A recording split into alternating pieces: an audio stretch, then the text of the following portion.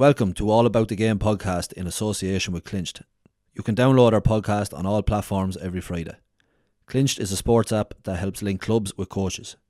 If you were a coach in rugby, soccer or GAA and you are ready for your next role or your first role, download and sign up to Clinched app for free today. And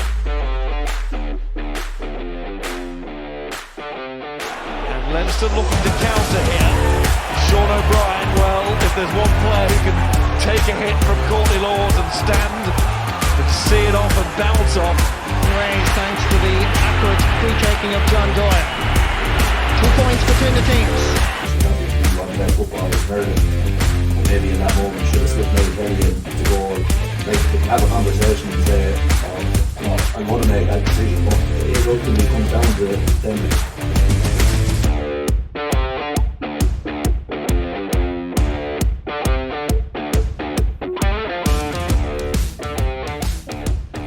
Hello and you're welcome back to week 6 of All About the Game podcast. We're delighted to be joined by our first guest, Mark Jackson. Mark, thanks for coming in. No problem at all, thanks for having me. Look, a good guest to get as well on the first one, so no, we're delighted. And we've Sean O'Brien back again for week 6, so Sean, thanks to you as well. We're not forgetting about you. I remember to come today. You remember to come today, yeah. In fairness to you. Johnny has done a Houdini, he's gone. But anyway, a good replacement. So no, Mark, thanks for coming in. Just a bit on this week, we're gonna have a look, I suppose, at last weekend's rugby. Straightforward for Leinster, but big win for Munster. We'll have a chat with Mark about the first round of Leinster Championship and Wicklow getting over the line, and then we're going to have a chat to Mark about I suppose his NFL trial and the few months that went on with that, and a bit about APEC, which Mark has set up there 2 years ago with a sports brand. So look, we're looking forward to the chat. I suppose one place to start then was Leinster was straight shooting anyways at the last weekend, 62-0. Can't do much more than that. No, yeah, it was a good performance, obviously. Probably would have thought that the Harlequins would have fired a bit more back at us. They probably rolled over a little bit in the end, and I think our lads though were well aware that it wasn't too taxing of a game on them, and it's one of those things, you get a role on a team like that and you're playing that well, and to be fair to our boys, they put in a lot of work into the week last week, and I kind of knew by training that they were going to put in a good performance and a big performance, but you'd expect Quins with a few, I suppose 5 or 6 internationals sprinkled throughout their team to fire a few more shots. But anyway, look, all we wanted to do was win the game. It didn't matter if it was 62-0 or 3-0. On to the next round, and great crowd in Croke Park, to be fair, 54,000 I think, so it was a good atmosphere, even though the stadium there's so much more scope obviously to fill the stadium, but nice to be back there again. Pitch was in serious order, real championship weather. yeah So it was, but pitch in serious order, and back to the Viva this Friday night against what will be a very, very different type of game against Glasgow, who had a brilliant win against Leicester.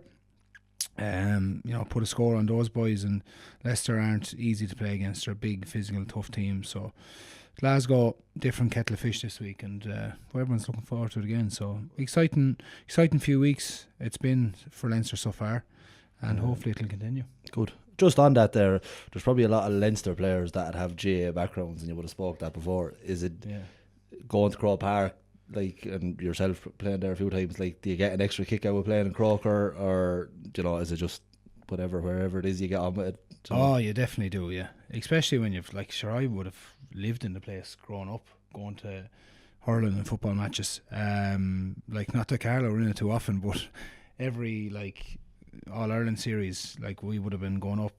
Me, my brother, good few people from the Cox and Ballinrathoe, when I was a juvenile, they used to bring us up there. So great memories going up there, and great days out, and I still love it. I still go to the All Ireland hurling and football every year, and it does make it that bit more special when we've all grown up playing GA. All the lads, the majority of them anyway. I wouldn't say there might be a handful of lads that might have bothered playing it, but that's where we all start. Sure. Yeah, deadly. And suppose maybe an upset, or not as many people seen it coming. I know La Rochelle were on a bad run, or had a few losses coming into the game, but massive win for Munster over there. Yeah, I think huge. it was the first time in 23 years that they went to France and won. Done my homework well there, didn't they? Yeah, it was a big weekend for them. I think, you know, they couldn't have got La Rochelle probably at a better time. Last 7 games, lost 6, drew 1. You know, so they went over there. Munster went over there, obviously knowing that. And once you give those boys a sniff, like they've quality players in their team, and La Rochelle aren't the same team. I would have said that the last time we played them. They're probably aging a little bit now. But Munster, to be fair to them, put in a great performance, and I suppose that man at the moment that everyone's talking about with the minute, Jack Crowley, you know, is he staying? Is he going? Is he getting a good contract? What's happening with him? And, you know, I suppose Roger's comments a few weeks ago during the Six Nations and before that came back to haunt him a little bit, just with the way he managed the game, and then, you know, at that crucial moment, taking the drop goal to put it out to 8 points, it really took it away from him then. And like, that's like a dagger in your heart when something like that goes over. You're in touching distance, the next minute you're out of touching distance again, and, you know, the game is over. Well, it wasn't completely over, but it gave them that comfort. And look, the one by a point, it was the difference in the end. Exactly, it's a dint in La Rochelle's confidence, and once they get a roll on La Rochelle, it's their hard stop. But once you're on top of them, it's a different story.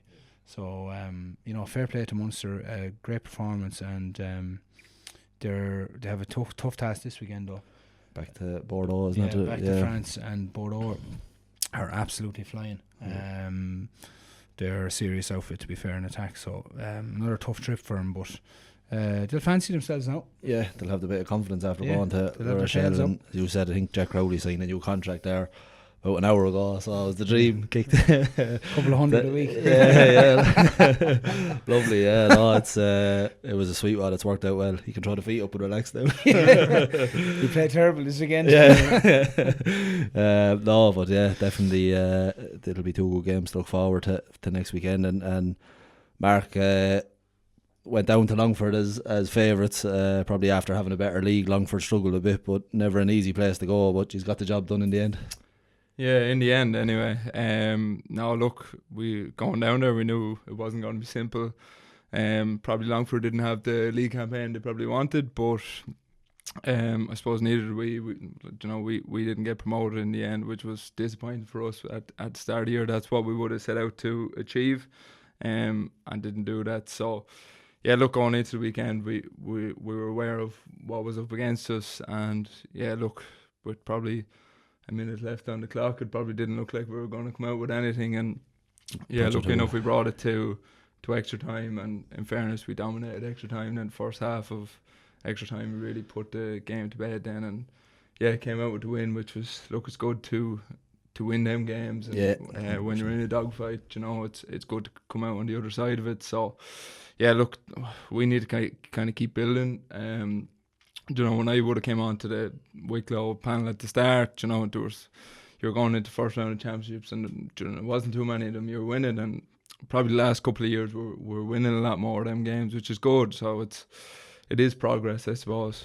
Yeah, and probably the extra time changes probably changed the struggle for you. I wouldn't say that. No. It was a funny one. So seeing, obviously, I think you were carrying a knock there a good bit during the league, and you were named at 16. It's probably an unusual one. So if you're an outfield player, you have to be ready all the time. As a goalkeeper, you know, a manager will tell you be ready, but you're nearly relying on maybe a leg getting injured. But he swung you into action in extra time. Was that hard? Kind of, you know, obviously you want to be as ready as you can, but at the same time, as I say, you're nearly waiting for someone to go down or kind of something different to happen, as opposed to look, I suppose I've been out for 6 months. I had 2 quad repairs in December, so I had to get 2 operations to kind of get that sorted.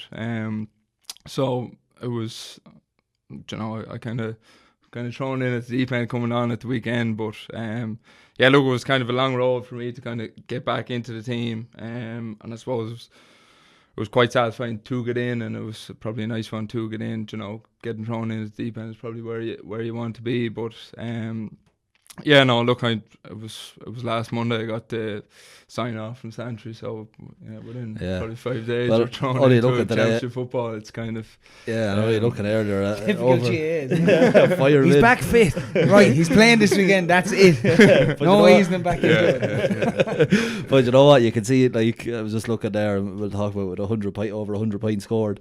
Like, you know, you're up. He's probably thinking long range frees here, 2 pointers, get you in there, and you did 100%. kick one from kick your free when you come on. So it's probably not even normal circumstances where, you know, fire in a goal. He's let 1 or 2 in. He threw you in to probably kick the long range frees at that stage and get scores. Smart move, yeah, and probably a big enough call. You know, sometimes managers mightn't even think of that, but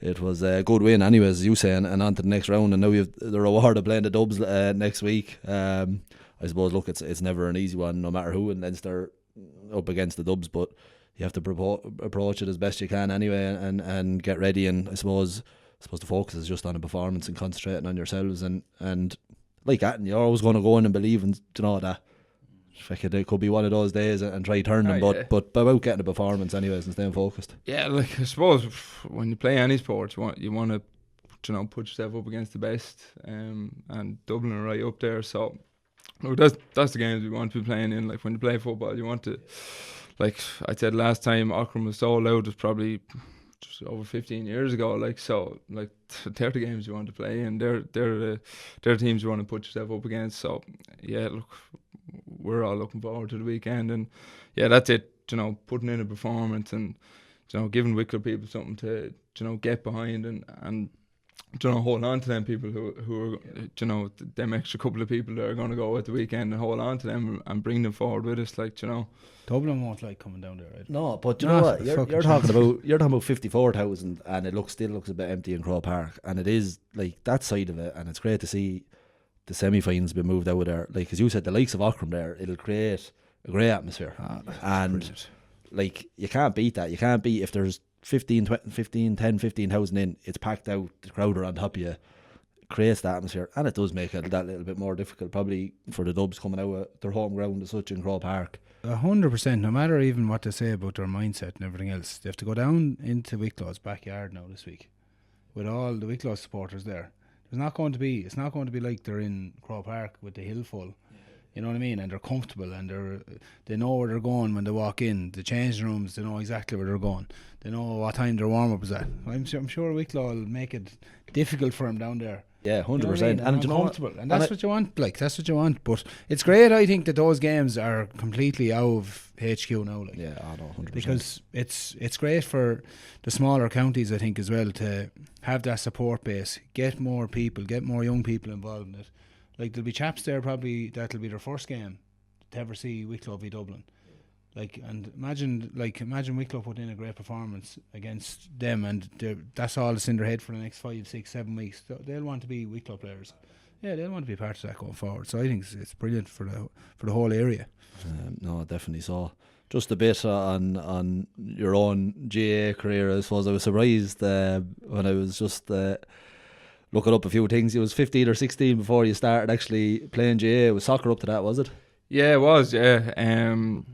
I would have been all probably soccer till probably 16, 17. I would have played local here down in Moon Celtic, where I played most of my soccer up till probably 15. Then played a couple of years up in Dublin then, and then I suppose 16, 17 with Kevin O'Brien as your minor manager. He's on to you the whole time to come back playing that. So kind of started back playing a bit of GAA then, and kind of stuck with that then. Probably at 17 it was probably time to make a decision where was something going to come out of soccer? Probably not at that age, so look, I decided to kind of fully commit to the GAA then, and playing with Wicklow and the club ball and that. So probably late coming into it, but yeah, I'm fairly happy with the decision. Yeah, and I suppose it couldn't have went to a better start. 2018 was your debut in championship against Offaly, and man of the match and 7 points. Yeah, good way to put yourself on the map. Yeah, it probably wasn't a bad one now, in fairness, but trying to live up to that now is probably the hardest thing. No, look, and I think everyone is aware of just the different things. And looking there, you're only one of, well, up to 2 years ago, anyways, or a year ago, you were one of 3 keepers to have over 100 points scored, which, you know, going back to being brought in extra time, like, it's a fair achievement. You're obviously fairly handy at them, and the conversion rate is high.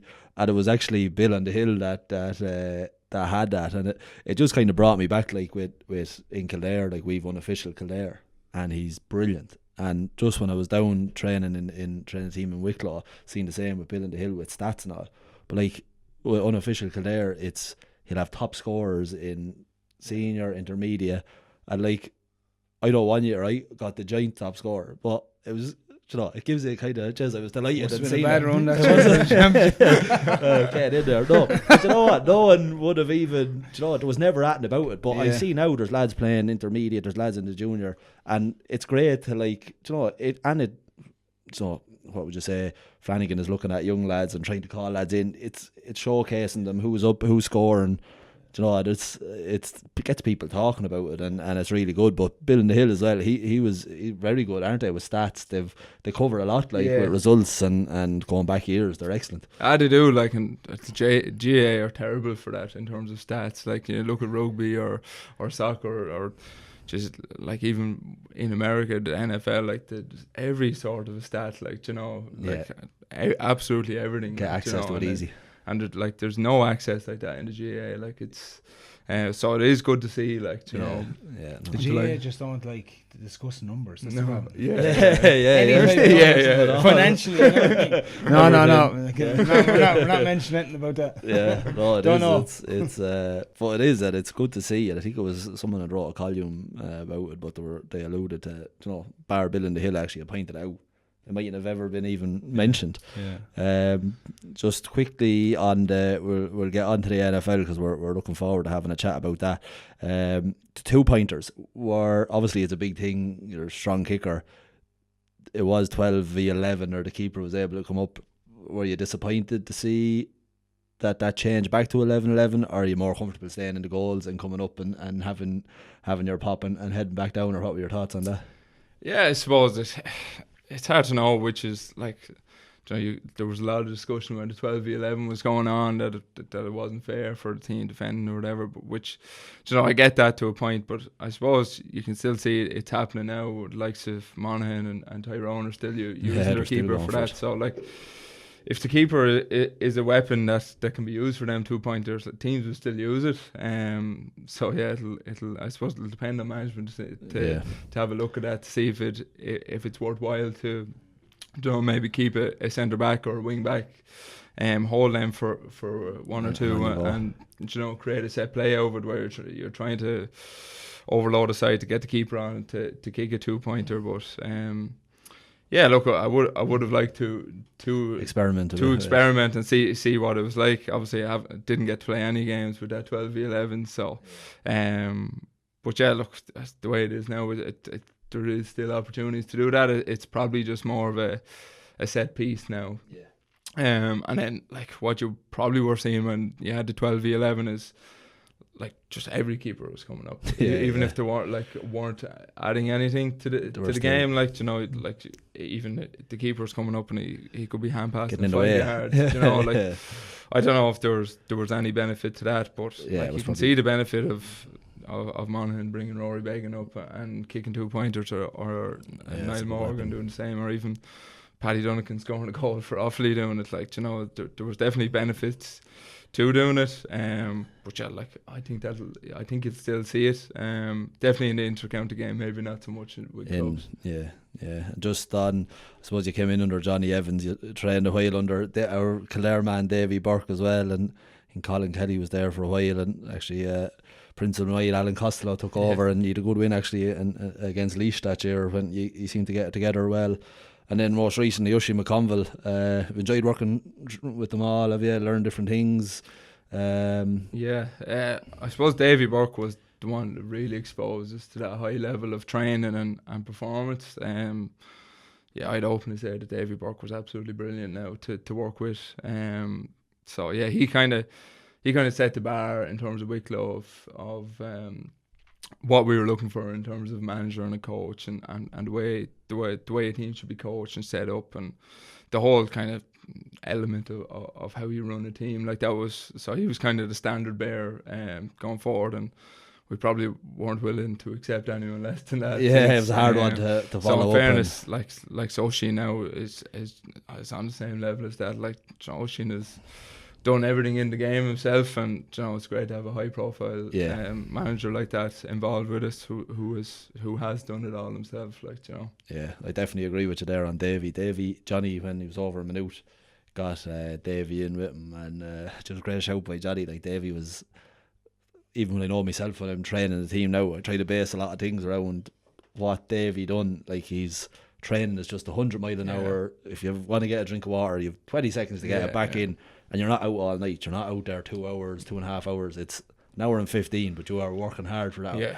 And he does be sweating more than any of the players. He does be flying around, but he just brings such energy. And look, it's no surprise. There, man. He's comfy. He started off in ladies football, I think it was, and then he was involved with Dublin ladies, not managing, but no, it was probably going back 10, 12 years ago, I'd say. He ended up kind of started off with Comfy then, and did he win a league final? I think he won a Division 1 with them, and he had them in county semi-final. Sarsfields beat them. I think quarter-final or semi-final, Sarsfields beat them, but he had by a point, but he had Comfy Morton, and then he went with the 20s. It's funny when you get a good coach, though. It's or let's say a standard bearer, as you say, Mark. It's like you always refer back to it. Even 10 years there, you might refer back to it. Yeah, you know what I mean.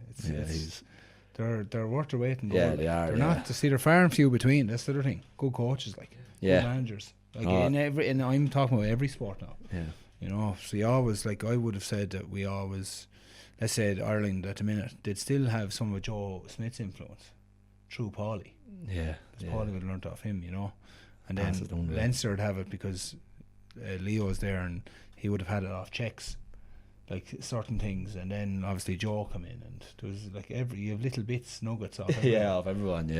So it's great. That's why I think those good setups, and even like Sawicto, they're always going now for a good manager. They don't have. Yeah, you know what I mean. They don't go back. They're not trying to take a step back anyway. So there'll come a time where you'll have someone that maybe is not at that standard yet, or they're not developed enough yet as a coach. But it's once you get a good one, you have to keep getting good ones. Things nearly go up a notch, and then and players it's like that, and players probably players expect that then, and expect to be coached well. I think that's like we were talking with Carlo a few weeks ago. I think that was the biggest thing with your man Kern, is that just there was no organisation, and they've had loads of organisation and session plans and bits and pieces, and whatever way they were getting set up as well, all that type of stuff the last few years with Carew and Poacher and all these boys. I know they're not top names, but they're there anyway, and they're it's gone up a level. They've set standards there that set standards that players expect that didn't have before. I think that's what upset them boys the most a few weeks ago. But anyway, then the NFL came calling. Then I think it was Ty Leader that got in touch. Look, there was a good. You never got in touch with me. Some boot on me, boy. He seen the videos on the bench, and he said no. No. I mean, that's when I had two good hips and some kicker off the ground. Sure, too late coming to you now. Broke up. I'll get the new hip now in June, so I'll be back. I'll be back to make a late entrance. You don't have to go for a kicker either. Might be something better suited to you. Look, it was an amazing opportunity. I think anyone listening might have heard. Seen the documentary, the punt that was on there last week, and it was excellent. But look, I'll just let you speak about it, I suppose, your experience and how it started, and what went on. I know it was yourself, Rory Began. It was Ty Leader's brother was there, wasn't it, Dara? Yeah, and Charlie Smith, obviously, who made it. I'll give you one actually before you start talking. Like everyone in the GA, like I don't follow NFL, but everyone I think in the GA circle, when they heard the 40 were going, was like real interested. And then it could be going on about a week or two, and I was managing the Tinahely ladies, and I said, see Mark Jackson there from Vaughan Glass is over, and I said, oh yeah, that's Emily's partner, she'll be going out if he gets it. And then straight away I was like, oh jeez, I hope he doesn't get it. But then after a few weeks, once I heard it was going well and the money that was involved, I kind of said, right, fair enough. I hope you were looking for a check over. yeah. But yeah, that was my instant thought. I said, because she was the leader of the dressing room. She was just a tyrant quarterback there, hard to come by. And she was. But anyways, it worked out for me. But it was certainly a big opportunity, and look, we're looking forward to hearing about it here. Yeah, I suppose it kind of came out of nowhere, really. Just an Instagram message came in and just asking if I wanted to kind of try it and see how it went. And it probably came at a good time. Like we were finished early with the club that year, and we're in the off season. I said, sure, I'll give it a go, and go up to one session. If it doesn't work out, it doesn't work out. Like I'll just try it, and went pretty well, and was invited over to the UK for a trial to get on this NFL international program. So basically, his program picks, I think it was about 12 lads from all over the world who basically don't have access to the NFL to try get into it through a 12-week program, and then they put you in front of all the NFL teams to try get a contract, which is kind of madness when you think for 12 weeks to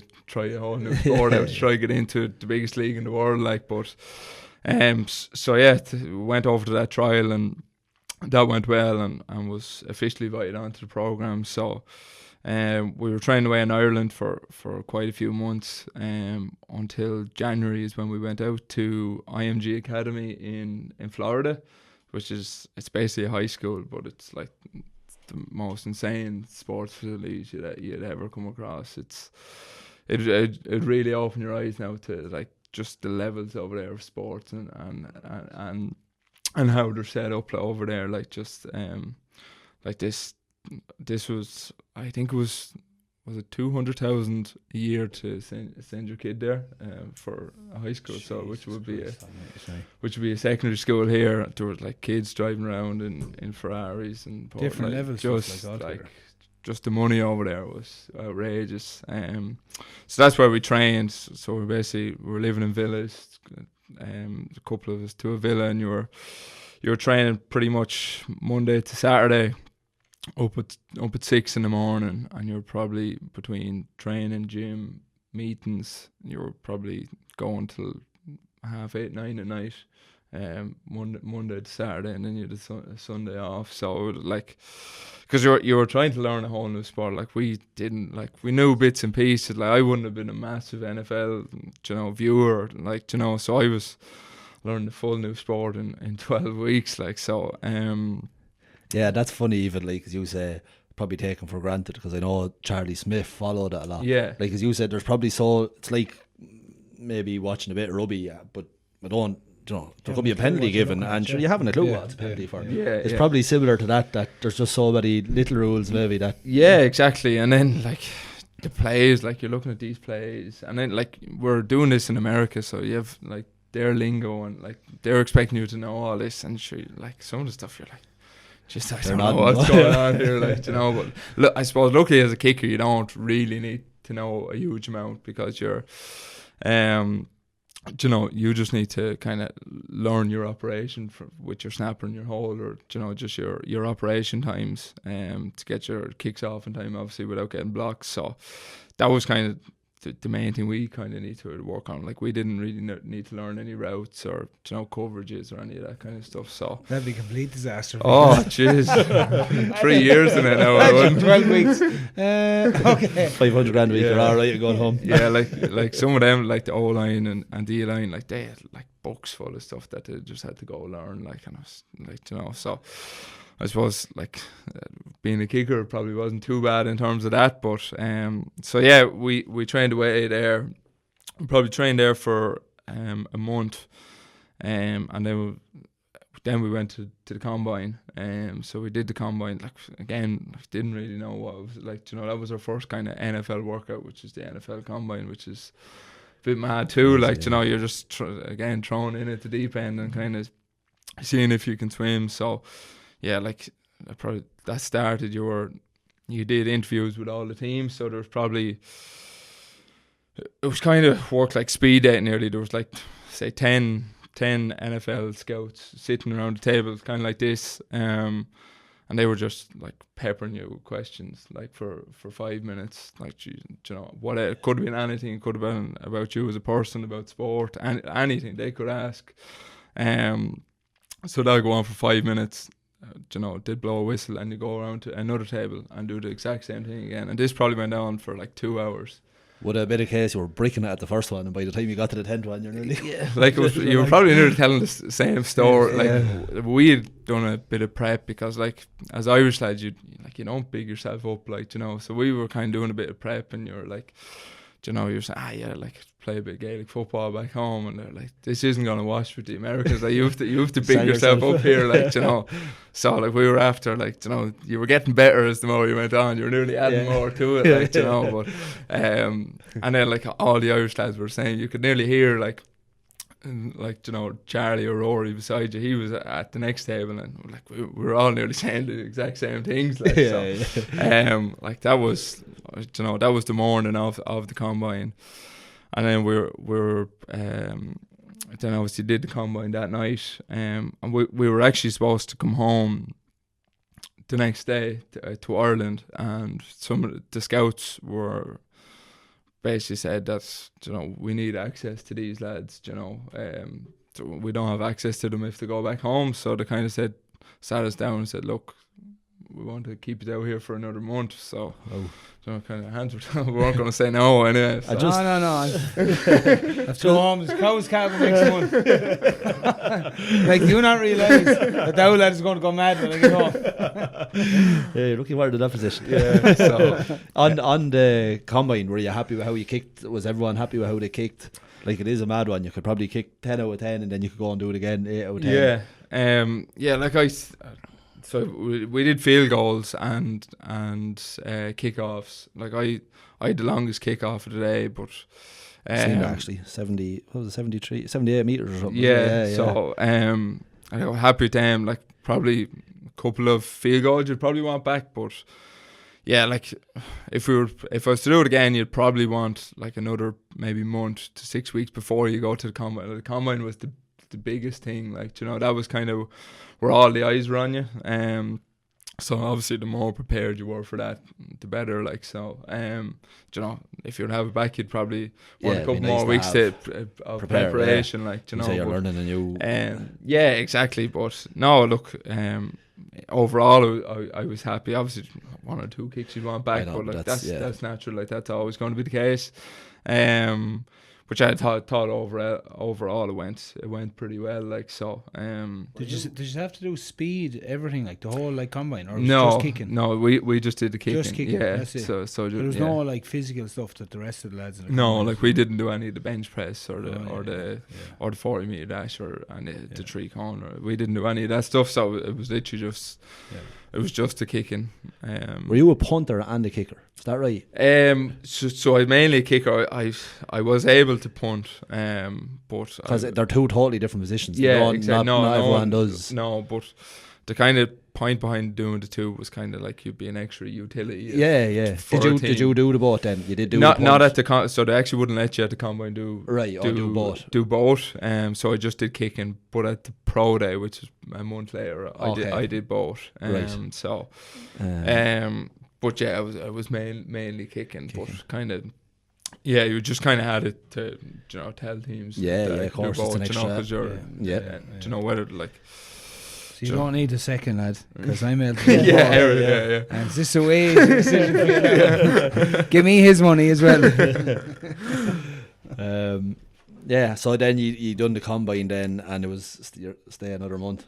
Was that difficult for either like anyone on it? Were you all in a position to stay? I suppose you're going to make it your business to stay, but it is a difficult one. Like, you have partners at home, you have families, you have different jobs. It's a big one. Like, it probably wasn't easy telling the girlfriend you were supposed to come home on Monday. I won't see you for another month. But look, like, you were just that deep into it that you couldn't. Like, No, you you weren't to, going to say no at that stage. You were like, you could nearly feel it at your fingertips, and you were like, whatever I have to do, I'll stay out here for it. Like, but so yeah, it was like, I think we were all in the same boat. We weren't going to say no at this stage. Like, so. Yeah, back to IMG Academy for another month of training then. So to get ready for the pro day was the next part of it. So. And did you enjoy, like, I suppose it was probably your first taste that, like, you're living like a professional, 5-6 days a week, all your attention is put on that. Did you enjoy that side of it? That's probably the part you enjoyed the most, like, living that kind of professional lifestyle. You're training in 20-25 degree heat every day, like, that part of it was, like, when you grow up as a kid, you want to be a professional athlete. Like, realistically, when you're playing sport, like, that's what you dream of, like, so, like, you were kind of living that lifestyle, and that was, and you had all the facilities at your fingertips. Your ice baths, your recovery boots, any of that stuff was available to you. Like, so yeah, look, that part was really give you a taste of that professional lifestyle, which is good. Like, that's what you want. Do you think that whole experience of living that professional lifestyle changed your mindset in terms of even when you came back and stuff? In terms of, like, nutrition, training, habits? Yeah, definitely. Like, I suppose. Are we always very good at that anyway? In fairness, I would have been pretty good. Like, I would have been quite diligent in most of that kind of stuff. But just kind of, I suppose, when you're living a professional life, you've just more time to do it. Like, you can sleep in for an extra hour if you need it. If you're gone late, or like that kind of thing. Like, all food is at your, whatever you want is there for you. Like, so it's a lot harder here when you're, like, you have to, if you're looking for food, you have to go to the shop yourself. You go home and cook it. Like, it's just different. But in fairness, I would have been always quite diligent in terms of that. But I suppose there's a lot of stuff that I would have seen over there that you'd love to, like, bring back to the inter-county game, and kind of, bring the inter-county game on another step towards that. But, like, again, it's time. Time is the biggest problem. Like, because everyone at home, obviously, sure, all county players. I can't, like, I remember when Daniel Davey was nutritionist for the Dubs, and he was telling me, like, he was living with me at the time, and I was saying, I'd text him in the evening time, because we'd always alternate cooking, and I'd text him and I'd say, where are you this evening? Oh, I'm with the Dubs. And then the next evening, where are you this evening? I'm with the Dubs. And then the following evening, we'd be at home. And where are you this evening? He'd be with the Dubs. It was like 5 days a week, like. Yeah. But literally, they were going in. Some mornings he'd leave the house at 5 o'clock. They were training at 6 in Crow Park, in the gym, or 6:30 around Crow Park somewhere, or maybe it was in Crow Park. I don't know if they have a gym even there. But anyway, they were gone in, like, at that hour 2 mornings a week, and the same day, the same mornings, the evenings, they'd have their pitch training. So they were actually doing what we would do on a professional schedule. Yeah, and that's they were doing it before they went to work, and they were doing it after work. Yeah. I was like, holy God. Like, yeah. You know, and he was there then at every he was at everything, like he was literally at every single session they had at that time.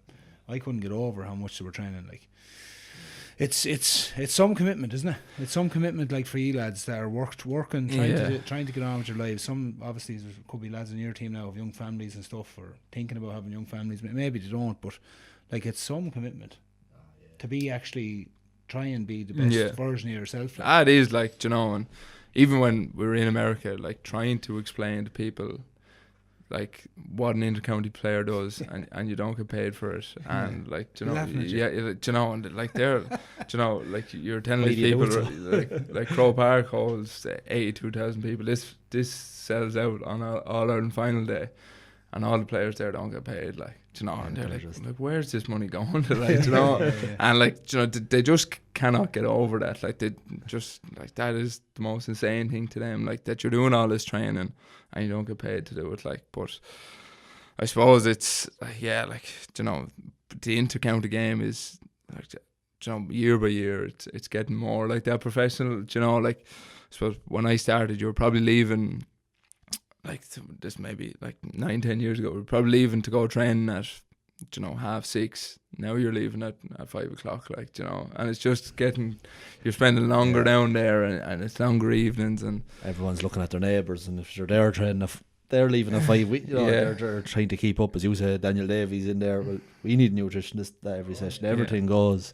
You know, and then it depends on, like, you know, Wicklow's not a simple county to get around, like, you know, for training and stuff. Like, it's. I tell you, I realised that last year with a few away games and driving over the mountains, you can't see 2 meters in front of you with the fog. And I said, no, I know why there's so many lads that, like, it's horrendous. Like, it's dangerous nearly. No, it's mad. Just at this stage, then would you have had agents at this stage then? I know you had an agent. I think he was an agent of the biggest kicker in the NFL. How did that come about? Or so that was, I think that was about a week after we got back from the combine, and the people in charge of the program were like, it's kind of time you go get agents for yourselves to kind of try set up deals for you and get you in with teams and that kind of stuff. So there was a couple of names kind of thrown out in terms of agents that were involved with kind of kickers and specialists. So yeah, I probably had a call with 2 agents, and I went with one of them. Like, it's like she didn't really know what you were looking for in terms of an agent, like, you know, and like we weren't going in looking for an agent for, you know, to get us massive signing bonus. Like, it was just an agent to get us in with the team, really. So look at like, you know, that's obviously not something that we deal with here too much in terms of like Gaelic football. So it's that was another thing that you're just like, you know, this is so far from home, like, you know, and reality of the inter-county game, like, you know. Did you have an agent? Yeah, I had an agent for until I probably got properly established with Ireland. Then I didn't have an agent. I'd done my contracts myself. But there's some spoofers out there. You know, there's some ridiculous. Like, an agent over here would get, or in the UK is actually a bit different. So if you move club in the UK, the agent will get 20%. 20. Yeah, of your salary, and if you stay in the same club, he only gets 10. So what do you think agents are doing? Yeah, they're trying to move you on. Yeah. No, I didn't have that, thankfully. I had good lads looking after me, thankfully, over the years. But, you know, I always think with agents, the first thing you should be asking is, what do you want to do? Not, oh, this is on the table, or, you know, I think you should go here, or I think you should, like, it's up to yourself at the end of the day. Like, but that's why they're more of a facilitator. I thought in the end, I was like, why am I giving this lad 20%? Where, well, it was 20%, but then the union start paying it, and now it's gone back to the player plaza again. But I was like, I don't need that now, because I know my value. Yeah, you know what I mean.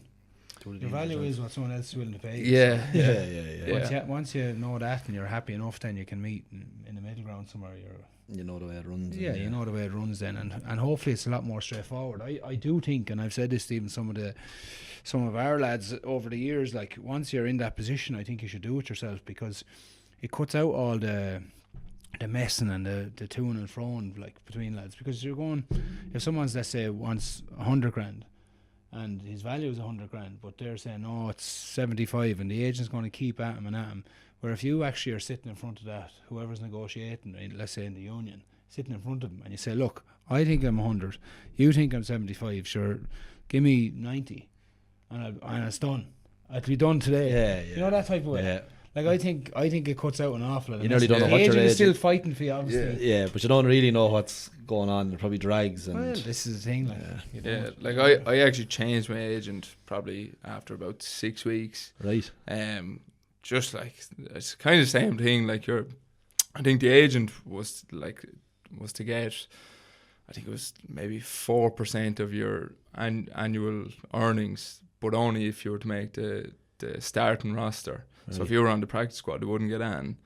So, like, they were, like, you could just see that, like, this lad's not pushing me because he really wants to, you know, like, he's not going to get any money out of it unless you know. So like, I just felt like this lad is, like, hasn't pushed me anywhere. Like, so I was like, you know, and then you're like, you know, you're wondering, like, you know, was that month where I had him doing nothing the month where someone else should have been pushing me? So, Um, And is that a case then you're home, you're just kind of nearly sitting waiting, then just hopefully the phone will ring today, or does he be in contact, you know? No, like they weren't in contact. Like unless you contacted them, like Right, they weren't really in contact with you. Like you know, Right.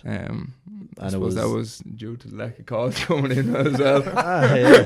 Sitting in a bar, sitting in a bar over there waiting for the phone to ring. But it is a hard one, like, because you're, you know, probably every time the phone rings, you're nearly going, is this it? But Excitement levels would be lifted, wouldn't yeah. it? But in the end, anyways, Pittsburgh Steelers came with a phone call, and was that did they go to your agent then? Yeah, so that was actually, I was back in with Wicklow at the time.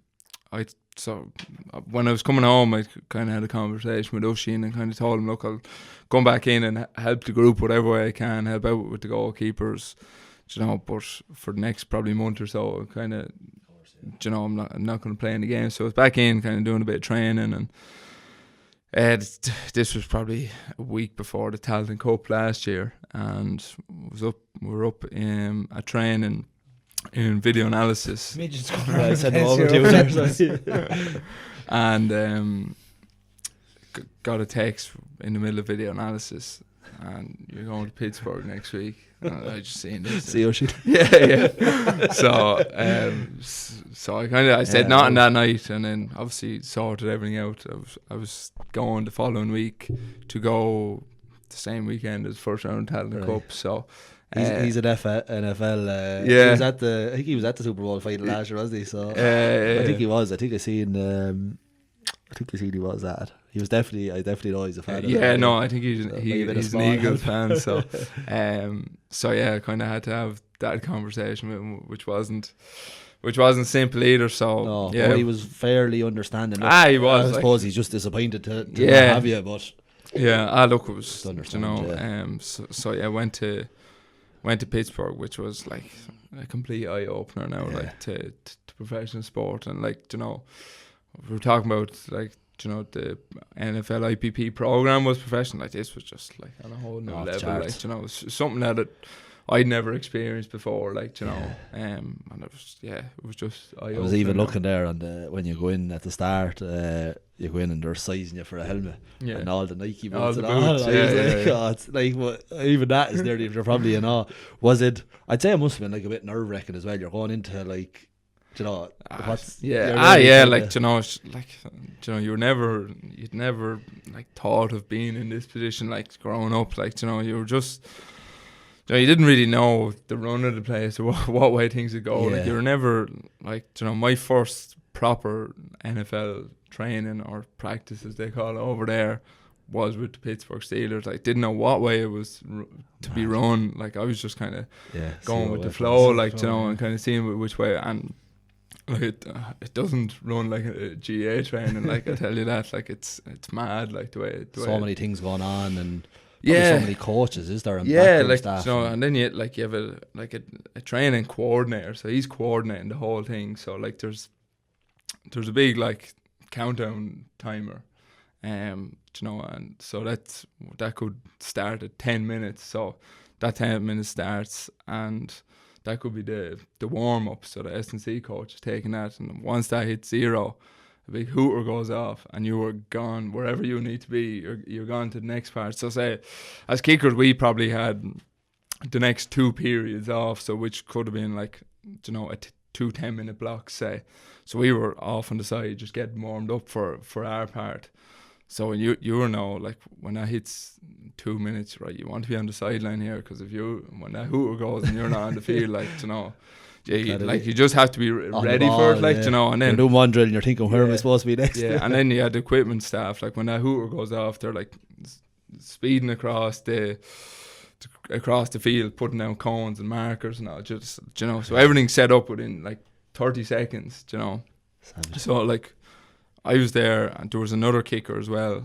So like the first day we were doing a kickoff practice, so we had whatever 10-minute block, and so we had a punter, a snapper, and then two kickers. So the other kicker was like going first, so I kind of stood on the sideline. I said, right, he'll take his 2, and then I'll go in and take mine.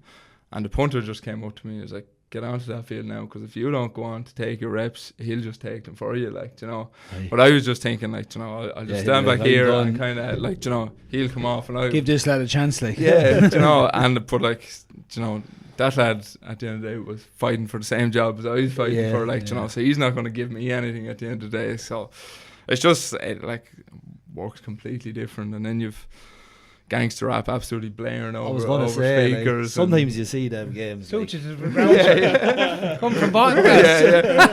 horns on his arm. And but sometimes you do see it in the NFL. You're like, oh, there's these lads that have all nearly the jewellery on. Yeah. They're like, they nearly don't look like is there massive egos, or, you know, probably is, like, but was there like a few lads that were alright and sound? Yeah, yeah, like there were a few lads, like usually the specialist groups are like your kicker, your punter, your snapper, like are fairly normal, like, you know, so they kind of hang around together, and then you're like, you know, them lads with the jewellery and all, with their hats on backwards, they're going around together, like. But like, I remember I was sitting at, like, we were in the, like, a meeting room waiting for, like, Coach Mike Tomlin to come in, and you're just sitting down in the back of this room, like how am I here? Like, you know, like, you know, this is like so far from Ballinackill, like, you know. But no, like, it was definitely eye opening. There's loads of stuff that that would have been done that you'd love to bring back to GA. Say if I was to go into coaching, like, you know, like, there's so much stuff I take from it and bring with me. Savage. Like. Yeah. Was there? How long did you spend out there? A week? 5 days. 5 days. Was there a stage, like, after a day, or did you think, I'm in for a contract here, or was there a stage that went, right, they're probably bringing me on trial and going back? Did you get any inklings, or was it just keep the head down? I probably had a feeling that there was nothing going to come out of it. Just kind of had that feeling, maybe like the second day in. Okay. I don't know what that. I just kind of had that feeling from it. Yeah, you know, but usually right. And then, like, I suppose when I was there, then I was like, sure, I've nothing to lose by being here. Yeah. I actually went 100% on when I was there on field goals. Like, I couldn't have kicked any better when I was there. Probably that bit of abandonment, and you're like, you know, sure, fuck it, like, pressure's off. Yeah, you know. And like, what, like, say you go, like, you're brought out there as a kicker, kick 100%. Like, obviously it's a tiny percentage of people that make it, and they're playing it all their life. Like, you can't do any more. What are they looking for as such, like, or did it say to you, did they give you a reason to just say, no, look, we're not giving you a contract and you flew home, or did they give you a reason, or? Not really. Like, when I left, like, you know, when I came home, I went to the agent and I said, well, kind of like, I'd like some feedback to why they didn't sign me, and the only feedback that I got was that I'd improved immensely from the combine, but they were happy with the 2 kickers they had at the minute. Right. So I said, right. So what an experience, though. Were they 2 American lads? They were 2 American lads, yeah. And would you fancy yourself to be better at kicking than not been, like, like, did you go, wow, these are amazing kickers, or? So I went in for rookie camp, so them 2 kickers actually wouldn't have been there that week. Okay. So I was there with another kicker who actually would have played in the NFL for the Tennessee Titans. So like, the 2 of us, but it's like, I kicked better, definitely kicked better than him that week, like, you know. So you're like, you know, maybe I'm where I'm supposed to be here, like, you know. Yeah. Like, I wouldn't have said it was out of my depth there at all, like, definitely not. But I suppose, like, Sean, you probably see it, like, in professional game, like, you probably need someone in there batting for you a bit at the same time. Yeah. And you probably need a bit of luck at politics. Yeah. That's what I was just wondering there, because, you know, when, like, you go into whatever sport it would be, but, like, if any of us did it, you're going in brand new, and the coaches are going to themselves, geez, I haven't time to spend with this lad here, telling him what to do. But this fella knows, he's obviously been in the system. He's, you know what I mean, he's played it since he was a child, blah, blah, blah. And then if it's just a toss-up between an American and an Irish fella, I would imagine that they just go, well, sure, he knows the game inside out. We don't have to put as much into him. Like Dan Bulger. The Irish fella could be cheaper. Yeah. Yeah, it definitely would have been cheaper, eh? But, you know, there is, I suppose there would be politics involved in it too, somewhere down the line. Because when I watch some of those documentaries and how ruthless it is, and they go, give me your playbook, and you're just gone, like, there is no explanation. There's no real chat about it. They're moving on to the next fella quickly, aren't they? Yeah, It's well, a that's very it. Yeah, ruthless environment. and like we talked probably at the start about the kickers. You're not having to learn this playbook, but you're probably more of a value to them if you know their playbook. So like kickers are so replaceable because they don't need to know any of the playbook. So you could, like, what they usually do if a kicker got injured on a Sunday, they'll hold a trial on Monday they'll call in 6 kickers and they'll sign one of them on Tuesday to play the following week. So like some of them only hold one kicker because they don't need to learn the full playbook. They can just sign them within a week and they can play because they don't need to. So I suppose you're very replaceable as a kicker in the NFL, which is probably something that would go against you at the same time. And then like only the best kickers in the NFL would have guaranteed money. So the way the contracts in the NFL work, like you could have like a 3-year contract, but like that it means absolutely nothing. Like they can just sack you in the morning. They don't have to pay you any money unless you've, like, there might be 2 or 3 kickers in the NFL who have like 5-year contracts with 10 million guaranteed. So if they sack you in the morning, they have to pay you whatever's remaining out of that 10 million that they're giving you. So you're just so replaceable. And like they say being a kicker in the NFL is the best job in the world until you actually have to kick, because if you miss 2 kicks in a game, you're probably out the gap on Monday. I think it was on that show that you said NFL not for long stands. Yeah. You're God. I suppose one player who did, it was Charlie Smith got the contract. Have you had any? Do you be talking to him up and down, or do you know he's still out there anyways, and he's still kicking away? We do be talking to him a bit. In fairness, he's actually back over in New Orleans now, starting back OTAs it's called, so basically pre-season over there. So he'll go back in again this year and try fight it out for the number 1 kicking job in there. So seems to be going pretty well. Yeah, same thing. Like he's probably on a 2-year contract, but it's just so fickle. Like you're just not guaranteed anything. You could be out the gap in the morning. So I suppose the international players have there's an extra spot in the practice squad if you carry an international. So I suppose as an international you kind of have that to fall back on.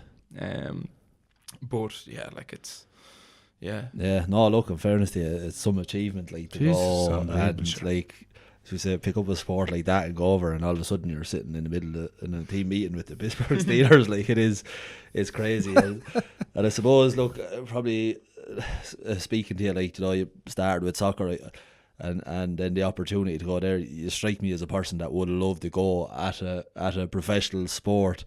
You probably brought that kind of into your business and entrepreneurship with APEC Sports. You set up that 2 years ago in a sports brand, and it seems to be going well. Yeah, it's going very well now.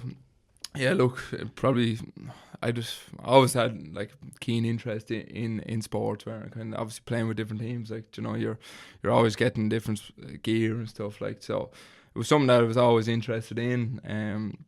And yeah, probably around 2 years ago, I kind of said I'd go out on my own, and I had very good vision of kind of what I wanted from a sportswear company and what the gear should be like. So that's kind of what it's based around, basically, like sportswear that high performance fabrics the players want to wear, that help them perform at their best. So obviously going to America for however many months kind of stopped it for a while, but since I came home last year, it's really took off. So it's going very well. So I hope just keep pushing it and pushing it out there. But yeah, look, we're always kind of looking to grow more and push into different avenues and stuff. Yeah. So, and even from the website I was looking at, it's easy to navigate, but it looks really easy for clubs. Like, the gear looks really well, but it's so easy, which looks great as well in terms of. And I know there's a few doing it now that if you want to go on a sports shop, if I'm from St. Lawrence's, and you can go on and buy the gear straight from there, and it means everyone has the same gear. It just looks professional. It looks good as well.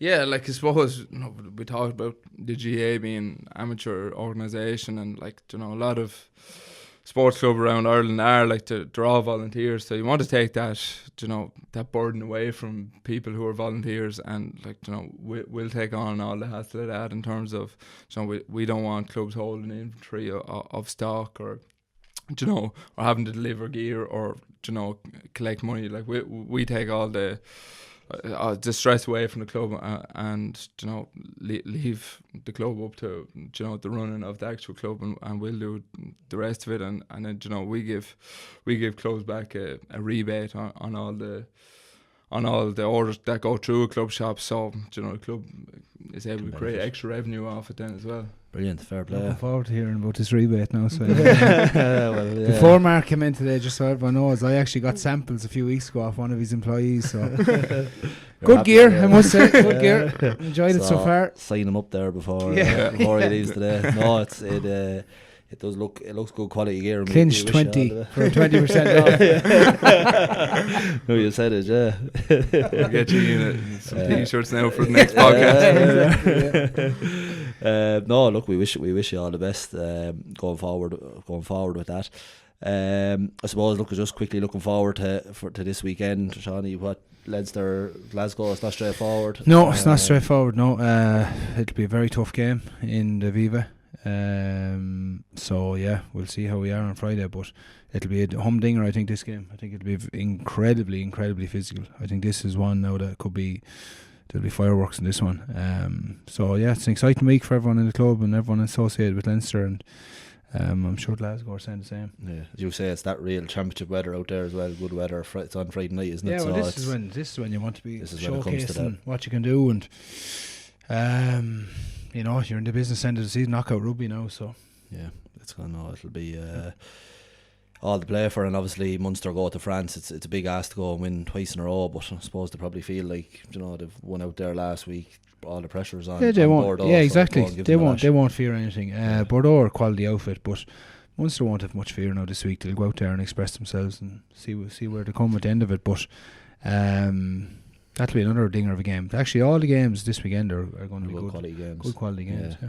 You know, Kildare and Westmeath on Saturday evening. Kildare will be looking to bounce back there after maybe a disappointing performance against Offaly. But What's your prediction now? What's your prediction for that game? Because you got last week's wrong, obviously. I'm going to go with Kildare again.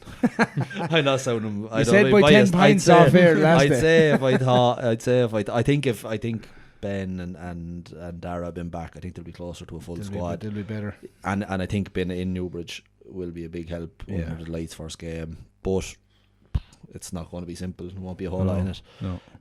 Your thoughts on that one, Mark? Or Yeah, I suppose Westmeath were probably unlucky in Division 2. Like, they're probably within 2 or 3 points in every game. So, you know, I suppose they'll probably be disappointed to probably go down from Division 2, having, you know, put in good performances. And I think they're one of the highest scorers in over the 4 divisions over the league. So, yeah, it's going to be that's going to be a tight game for Kildare. But yeah, Kildare at home will fancy themselves, I'd say. Yeah, and they need it. Probably be a big crowd sellout in there, so hopefully get behind them and get the win.